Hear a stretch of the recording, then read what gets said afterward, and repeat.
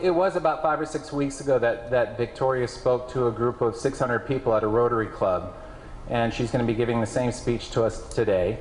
And I saw it, I think a week or so after it hit the web, it started going around, and so I quickly got on the phone and talked with her dad Zane and invited them here. And so we have a very special treat. So Victoria, come on up, do your thing.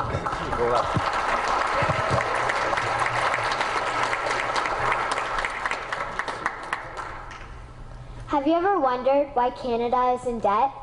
Have you ever wondered why the government forces Canadians to pay so many taxes? Have you ever wondered why the bankers from the largest private banks are becoming wealthier and the rest of us are not? Have you ever wondered why the gross national debt is over $800 billion? Or why we are spending $160 million a day on the interest of the national debt? That's $60 billion a year. Have you ever wondered who receives the $60 billion? What I have discovered is the banks and the government have colluded to financially enslave the people of Canada.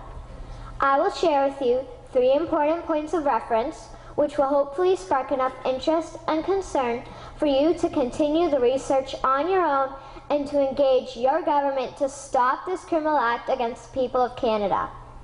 First, we will briefly examine the Bank of Canada. Second, we will see how our banking system works today. And lastly, I will offer a viable solution that we can petition our government to implement. A very little known figure in Canadian history is J.L. Grattan McGeer. He was a lawyer, member of Parliament, and mayor of Vancouver.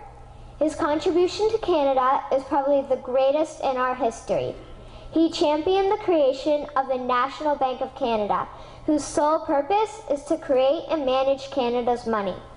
It was formed on July 3, 1934, and owned by all Canadians. Until the 1970s, because of the Bank of Canada, Canada's national debt was held at a constant, manageable level, until the government decided to implement what we now have as our modern-day banking system that is robbing the Canadian people. So how are they robbing us? Allow me to explain how our private banks and government work today. First, the Canadian government borrows money from the private banks. They then lend the debt-based money to Canada with compounded interest.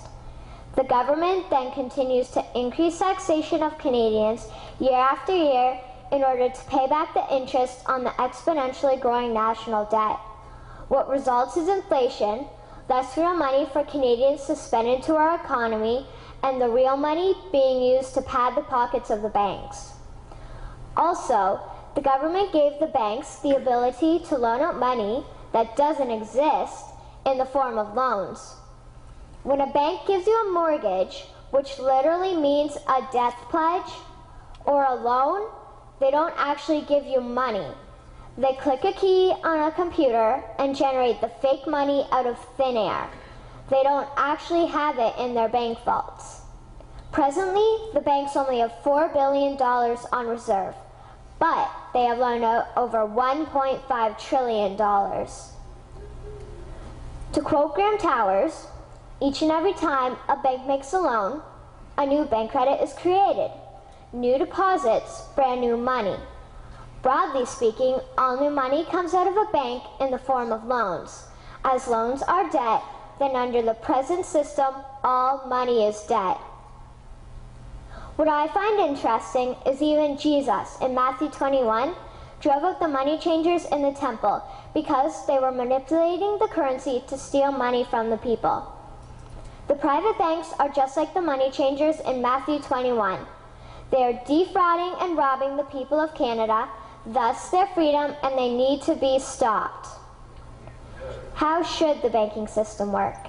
In an infamous interview, Mr. McGeer asked Mr. Towers, "Can you tell me why a government with power to create money should give that power away to a private monopoly and then borrow that which Parliament can create itself back at interest to the point of national bankruptcy?"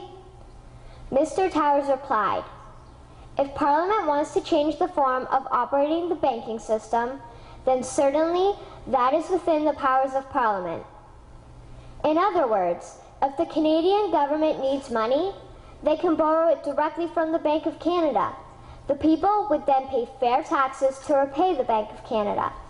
This tax money would in turn get injected back into our economic infrastructure and the debt would be wiped out.